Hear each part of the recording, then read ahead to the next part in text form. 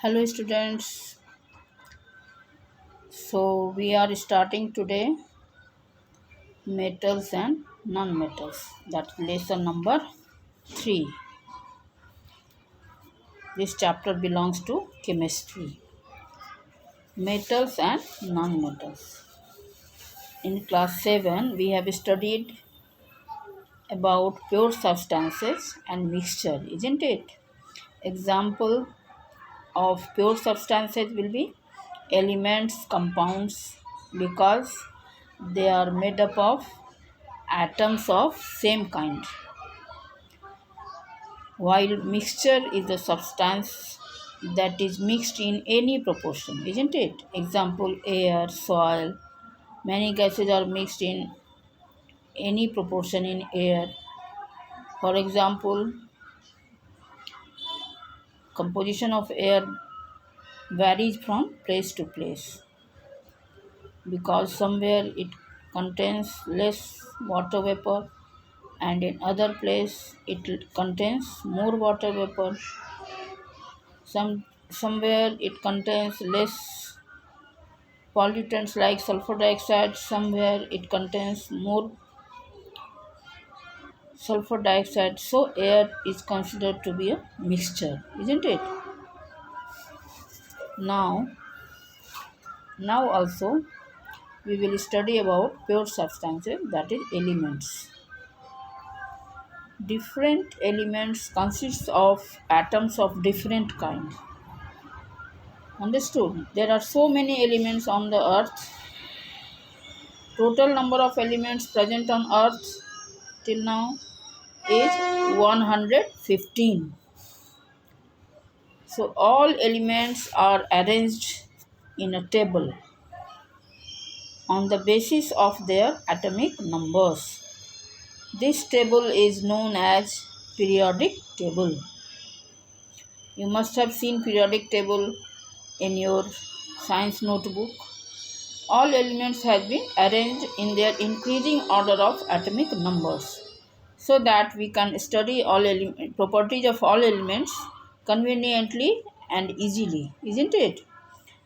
So earlier the table was tried to build, and at last we are accepting Mendeleev's periodic table.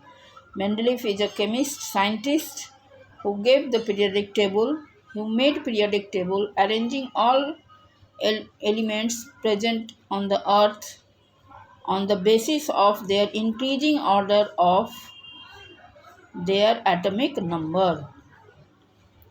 What are atomic numbers? Atomic numbers are the number of electrons or protons present in any atom. We know that atom is made up of electron, proton and neutron. You will study in higher classes. In the middle there is nucleus, and at the nucleus proton and neutron are there, and around the nucleus electrons revolve around the nucleus. Number of protons is equal to number of neutrons, because proton has positive charge and electron has negative charge, and an element should have been property of neutral. So number of protons is equal to number of electron. So on the number of electrons or number of proton is known as atomic number of that element. So how the periodic table is prepared? On the basis of their increasing order of atomic numbers. Am I clear? Now see, if you see the periodic table, you will see at first place hydrogen is there. That means atomic number of hydrogen is 1. And what is the atomic number 2? Which element? Helium. So in that way it has been arranged. You may observe the periodic table and you can discuss it with me. So we have understood that all elements have been arranged on the basis of their increasing order of the atomic numbers. So how the elements are categorized on the basis of their properties? because it consists of different kind of atoms, because all elements are different, so their atoms are of different kind, isn't it? And moreover, it has been divided into two parts, metals and non-metals. Why? Because on the basis of differences in their physical and chemical properties. At first we will study about the occurrence of elements, where it is occurred, कहाँ पाया जाता है element, उसके बारे में हम लोग जानकारी लेंगे. Metals exist in abundance in the earth crust. We have studied the structure of earth and in earth crust metals आपको बहुत ज़्यादा मिल जाएगा. अबंडेंस मीन्स प्रचुर मात्रा में मिलेगा. Aluminium is the most abundant metal followed by iron. सबसे ज़्यादा कौन सा मेटल मिलता है प्रचुर मात्रा में? एल्यूमिनियम फर्स्ट नंबर पे है. और सेकेंड नंबर पे क्या है? Iron. You will have to remember.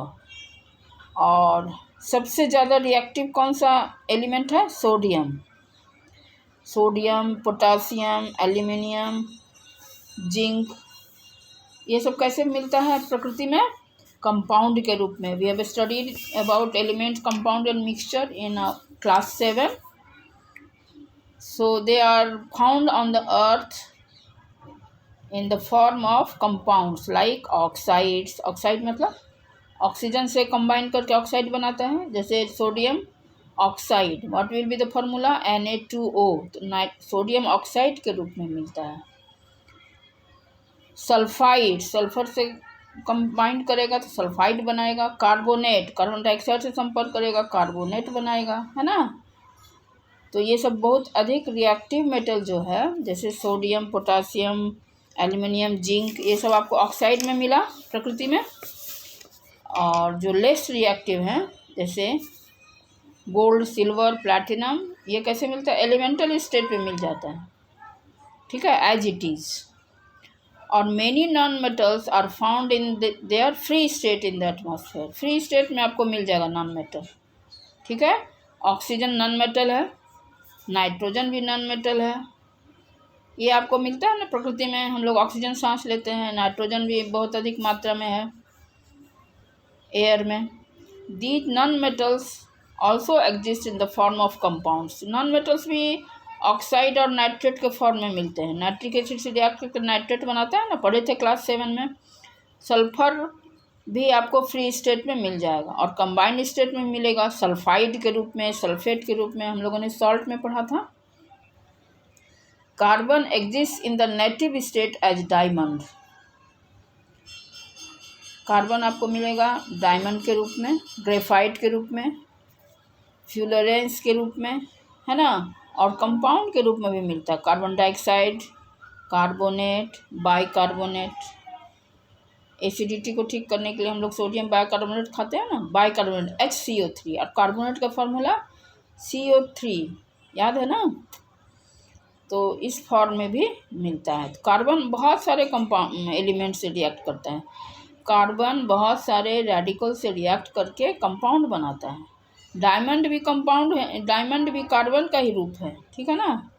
Graphite भी कार्बन है. हमारे केमिस्ट्री में सारा का सिंबल क्या होगा?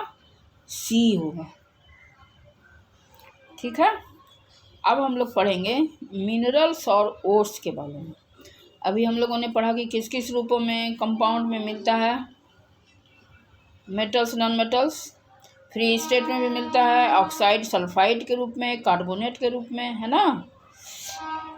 तो प्रकृति में जो आपको प्रकृति में सरफेस के अंदर से, जो सॉइल के अंदर से निकालते हैं बहुत डीप से, उसको हम लोग बोलते हैं mineral.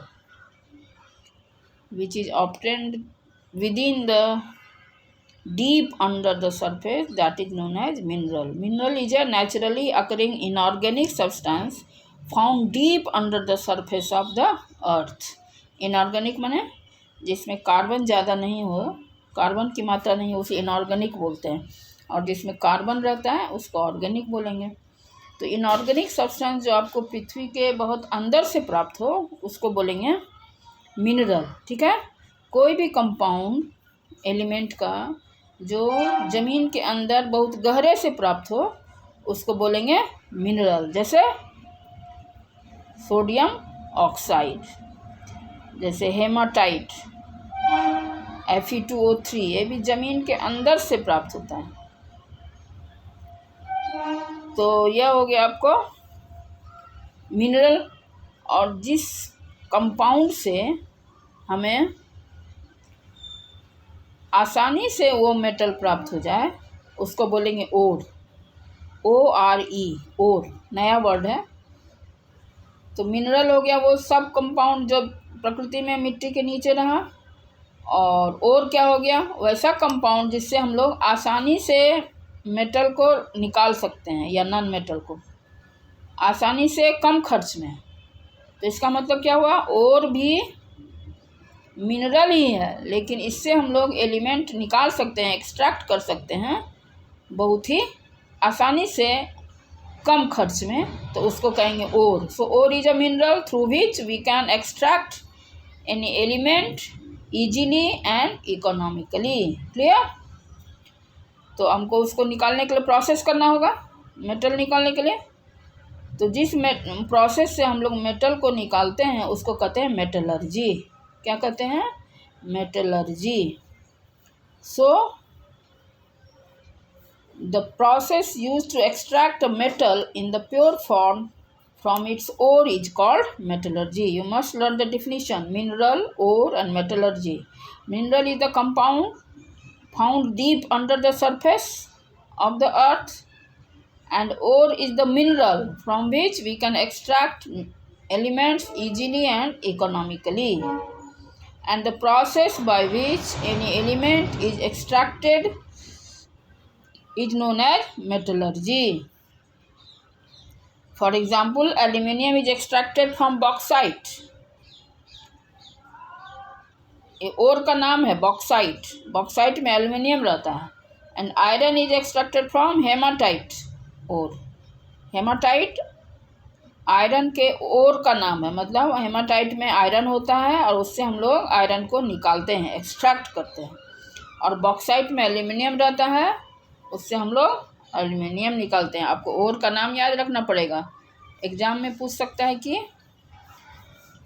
write one name of ore of aluminium, then you will have to write bauxite. And if they ask write one ore of iron, then you will write hematite. Learn the spelling. Now, how the pure metal is extracted? There are three processes for extracting pure metal from its ore. First one is concentration of ore.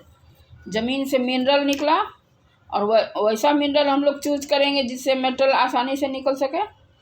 उसको क्या करेंगे, पहले उसमें से सारी गंदगी को निकालेंगे और उसको हम लोग बोलते हैं concentration of ore. It is the process of removal of impurities from the ore. Ore से सारी गंदगी निकाल लिए। दूसरे स्टेप में इसका रिडक्शन करवाएंगे। रिडक्शन मतलब इसका आप रिएक्शन करवाइए, कार्बन से करवाइएगा तो मेटल आपका फ्री स्टेट में बाहर आ जाएगा। उसके बाद इसको बोलेंगे रिडक्शन। और रिफाइनिंग ऑफ मेटल किसको बोलेंगे, जो आपको रिडक्शन के बाद प्राप्त हुआ है उसको हम लोग शुद्ध करेंगे इलेक्ट्रोलाइसिस से, मान लीजिए, तो उसको बोलेंगे रिफाइनिंग ऑफ मेटल। उसको शुद्ध करेंगे इलेक्ट्रोलाइसिस से, उसमें इलेक्ट्रिक करंट पास करवाइएगा तो कैथोड पर आपका प्योर मेटल जमा हो जाएगा, उसको स्क्रैच करके निकाल लेंगे। समझ में आ गया? So we have study till now the pure substances, elements and different kinds of elements. Periodic table we have studied, and we have studied about minerals and ores. Now physical properties of metals and non-metals. दो तरह का property होता है, physical property और chemical property होता है ना। तो पहले हम लोग पढ़ेंगे फिजिकल प्रॉपर्टी। फिजिकल मतलब उसका रंग रूप कैसा है, देखने में कैसा है, तो उसको हम लोग फिजिकल प्रॉपर्टी कहते हैं, ऊपर का गुण। जैसे कोई भी बॉय अगर देखने में अच्छा है तो वो उसका फिजिकल क्वालिटी हुआ, गोरा है फिजिकल क्वालिटी हुआ, है ना, और उसका नेचर कैसा है वो केमिकल प्रॉपर्टी हो गया। उसी प्रकार से कोई भी सब्सटेंस देखने में कैसा है और ऊपर का प्रॉपर्टी कैसा है वो फिजिकल प्रॉपर्टी हुआ, और वो रिएक्शन कैसे करता है अंदर का गुण क्या है वो केमिकल प्रॉपर्टी हुआ। तो अभी हम लोग पहले पढ़ेंगे फिजिकल प्रॉपर्टी। फिजिकल प्रॉपर्टी में पॉइंट वाइज पढ़ेंगे। पहला पढ़ रहे हैं फिजिकल स्टेट, वो किस प्रकार का, सॉलिड है, लिक्विड है या गैस है। तो जितने भी मेटल है सभी सॉलिड होते हैं, ठीक है, सिर्फ किसको छोड़कर, मरकरी को छोड़कर। मरकरी सिंबल याद होगा Hg। Hg क्या है, लिक्विड के स्टेट में है। अब आपने देखा है मरकरी थर्मामीटर में रहता है, शाइनिंग करता है, वो मरकरी ही है। तो लिक्विड स्टेट में है तब ना वो एक्सपैंड करता है और हम लोग टेम्परेचर देखते हैं। तो वो क्या हो गया, मेटल सॉलिड हो गया, एक्सेप्ट, एक्सेप्शन तो हर चीज़ में रहता है, हिंदी में भी हम लोग पढ़े हैं। दीर्घ ईकारांत शब्द स्त्रीलिंग होते हैं, लेकिन 5 अपवाद है। अपवाद माने एक्सेप्शन है, दही, घी, जी, मोती। तो उसी प्रकार से इसमें भी एक एक्सेप्शन है, मरकरी। मरकरी आपको लिक्विड है, बाकी जितने भी एलिमेंट हैं सारे सॉलिड हैं। लेकिन नॉन मेटल आपको सॉलिड में भी मिलेगा, लिक्विड के रूप में भी मिलेगा और गैस के रूप में भी मिलेगा। Example carbon, sulphur, phosphorus, iodine, ये सारे सॉलिड हैं, जबकि ब्रोमीन Br ये लिक्विड है। क्लोरीन, ऑक्सीजन, नाइट्रोजन ये क्या है आपको मालूम ही है, गैसियस स्टेट में है। अभी हम लोग क्या पढ़ रहे थे, फिजिकल स्टेट कैसा है। दूसरा है melting point and boiling point. Melting point जिस टेम्परेचर पे कोई भी एलिमेंट या कोई भी सब्सटेंस मेल्ट करता है वो मेल्टिंग पॉइंट हुआ, और जिस टेम्परेचर पे बॉयल करता है वो बॉइलिंग पॉइंट हुआ। तो इसके बारे में हम लोग पढ़ेंगे। अभी हम लोग क्या पढ़ रहे हैं, physical properties of metals and non metals. Metals generally have high melting and boiling points. Metal का मेल्टिंग पॉइंट और बॉइलिंग पॉइंट हाई होता है। आयरन का देखो कितना है, 1536 डिग्री सेल्सियस, और बॉइलिंग पॉइंट है 3000 डिग्री सेल्सियस। आपने देखा है आयरन को बॉयल होते हुए। If you visit Bokaro steel plant then you can see boiling iron there for making different objects और different materials, different types of objects with iron, isn't it? So that means all metals have high melting point and boiling point, but there is exception here also. Some metals have exceptionally low melting point. Example cesium. Learn the spelling, Caesium. Cesium has melting point 28.7 degree Celsius only. Okay, now non-metals generally have low melting and boiling point. Example sulfur melting point is 119 degree Celsius, but there are some non-metals also which are having high melting point. Example carbon, its melting point is 3723 degrees Celsius. So exceptions are there for all. Point 3, we have studied physical state, melting point and boiling point. Now density. You know density. What is density? Mass by volume. So metals generally have a high density, while the non-metals have low density. You will have to learn it. Fourth point, hardness. We have studied till now the physical state. Second, do you remember, melting point, boiling point. Third, density. Fourth one is hardness. कितना कड़ा है या soft है. Metals are very hard and it needs high pressure for being distorted. उसका रंग रूप बिगाड़ने के लिए आपको हाई प्रेशर का इस्तेमाल करना होगा. But non metals are not hard. They are brittle and break into pieces with hammer. अगर आप उसको पीटिएगा हथौड़े से तो वह टूट जाएगा। लेकिन एक्सेप्शन भी है, सोडियम और पोटाशियम मेटल है फिर भी सॉफ्ट है, नाइफ से कट जाएगा, रेजर ब्लेड से कट जाएगा। लेकिन नॉन मेटल डायमंड बहुत हार्ड है, और इतना हार्ड है कि it is the hardest substance known for ever, known still now. Diamond, it is a non-metal, a form of carbon, but it is very hard. हम लोगों ने कितना पॉइंट पढ़ा? Physical state, melting point, boiling point, density and hardness. Any confusion? Now we will study fifth point, that is luster. Metals have a shining surface. बहुत चमकता है, इसी को हम लोग मेटेलिक लस्टर बोलते हैं. सोना को देखिए ना, गोल्ड कितना चमकता है.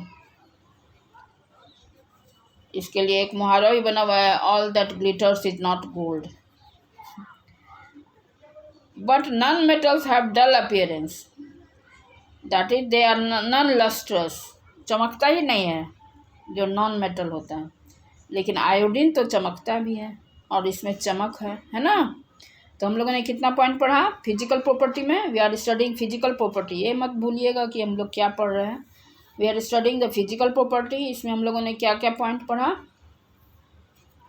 हम लोगों ने पढ़ा फिजिकल स्टेट, दूसरा पढ़ा मेल्टिंग पॉइंट, बॉइलिंग पॉइंट, तीसरा पढ़ा डेंसिटी, चौथा hardness, and fifth one was lustre. Now sixth, malleability.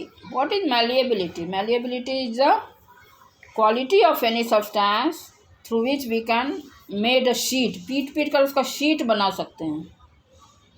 होता है ना, ड्राइंग शीट, चार्ट पेपर, ये सब शीट के तरह का शेप का है. तो हम लोग मेटल नॉन मेटल का भी शीट बना सकते हैं. तो इसी क्वालिटी जिसका आप शीट बना सकें पीट कर, उसको बोलेंगे malleability. ठीक है. If any substance can be beaten into thin sheet, that quality is known as malleability. You will have to learn how to define it. Any substance which can be beaten into thin sheet is known as malleability. Non-metals are non-malleable. Non-metals का आप sheet नहीं बना सकते हैं, इसको पीटिएगा तो टूट ही जाएगा, है ना. लेकिन मेटल का आप शीट आसानी से बना सकते हैं. ब्रिटल माने भुरभुरा होना, बहुत जल्दी टूट जाना. और गोल्ड तो इतना अच्छा. Ductility, seventh property is ductility. Ductility किसको कहते हैं? जिसको खींच कर उससे आप वायर बना सकें. शीट बना सकें तो मैलिएबिलिटी, और जब वायर बना सकें तो डक्टिलिटी, है ना. तो मेटल का बहुत अच्छा क्वालिटी होता है डक्टिलिटी का. इससे आप वायर बना सकते हैं, जैसे हम लोग कॉपर का, एल्यूमिनियम का बनाते हैं ना, आयरन का इलेक्ट्रिक फिटिंग्स में. और गोल्ड का तो इतना अच्छा वायर बना सकते हैं कि आप 1 ग्राम यदि गोल्ड खरीद लें तो उससे 2 किलोमीटर तक लंबा तार खींच सकते हैं. खरीदना ही मुश्किल है, बहुत महंगा है ना. तो इसका मतलब हुआ मेटल का डक्टिलिटी बहुत ज़्यादा होता है और नॉन मेटल का बहुत कम होता है, नहीं के बराबर. डक्टिलिटी किसको बोलते हैं? If you can draw any metals और non metals into thin wire, that quality is known as ductility. It may be asked in the examination. Now 8th point, tensile strength. Tension से tensile बना है, मतलब कितना भार वहन कर सकता है. हम लोग झूला बनाते हैं ना, झूला पे पकड़ के, रस्सी पकड़ के लटक जाते हैं, तो उसका टेंसाइल स्ट्रेंथ अगर ज़्यादा रहता तो हम लोग झूल पाते हैं, नहीं तो रस्सी टूट जाती है ना. तो उसी प्रकार से कोई वायर पे, मेटल और नॉन मेटल पे कितना भार वहन कर सकता है, उसको कहेंगे टेंसाइल स्ट्रेंथ. तो मेटल्स का हाई टेंसाइल स्ट्रेंथ होता है, जबकि नॉन मेटल का बहुत कम होता है. लेकिन कार्बन फाइबर का ज़्यादा होता है, ये एक्सेप्शन है. Now 9th property, conductivity. The conductivity is further classified as thermal conductivity and electrical conductivity. 2 प्रकार का कंडक्टिविटी होगा, उसमें हीट का ट्रांसफ़र हो रहा है कि नहीं, और इलेक्ट्रिसिटी का हो रहा है कि नहीं. तो आप तो देख ही सकते हैं, हीट का आप एक्सपेरिमेंट हम लोग करके देख सकते हैं। मेटल का रॉड ले लेंगे और गर्म पानी में रखेंगे तो वो गर्म हो जाएगा। इसका मतलब ये थर्मल कंडक्टिविटी है इसमें। उसी प्रकार से हम लोग अगर बैटरी से कनेक्ट करें मेटल का तो उसमें इलेक्ट्रिसिटी पास होगा। इसका मतलब कि इलेक्ट्रिकल कंडक्टिविटी भी इसमें है, मौजूद है। तो इसका मतलब हुआ कि metals are good conductors of electricity and heat, but non metals are not good conductor of electricity, poor conductor of electricity. That means they are insulators except graphite. graphite pencil में जो यूज करते हैं वो बहुत अच्छा आपका good conductor है, तो एक्सेप्शन हो गया। और बेस्ट कंडक्टर कौन है आपको डू यू नो भी याद रखना पड़ेगा। Silver is the best conductor of heat and electricity. उसके बाद कॉपर और तब एल्युमिनियम का नंबर आता है। मरकरी सबसे पुअरेस्ट है। तो अभी हम लोग किसके बारे में पढ़ रहे थे, कंडक्टिविटी के बारे में, heat conductivity and electric conductivity. 10th point is sonorosity. Sonorosity means उसको पीटने से साउंड होता है कि नहीं। आप देखेंगे मेटल पर स्ट्रक कीजिए तो आवाज़ आएगी मधुर, जोर जोर से पीटिएगा तो नॉइज हो जाएगा। तो इसका मतलब मेटल के से साउंड आता है। तो इस प्रॉपर्टी को हम लोग सोनोरोसिटी बोलते हैं। Sonorosity means it produces sound by heating. तो मेटल को जब पीटिएगा, हम लोगों को कोरोना ख़त्म हुआ था तो हम लोग थाली पीटने के लिए कहा गया था, मोदी जी ने कहा था, ताकि आप उसको कोरोना को भगाने का सपोर्ट कर रहे हैं ना।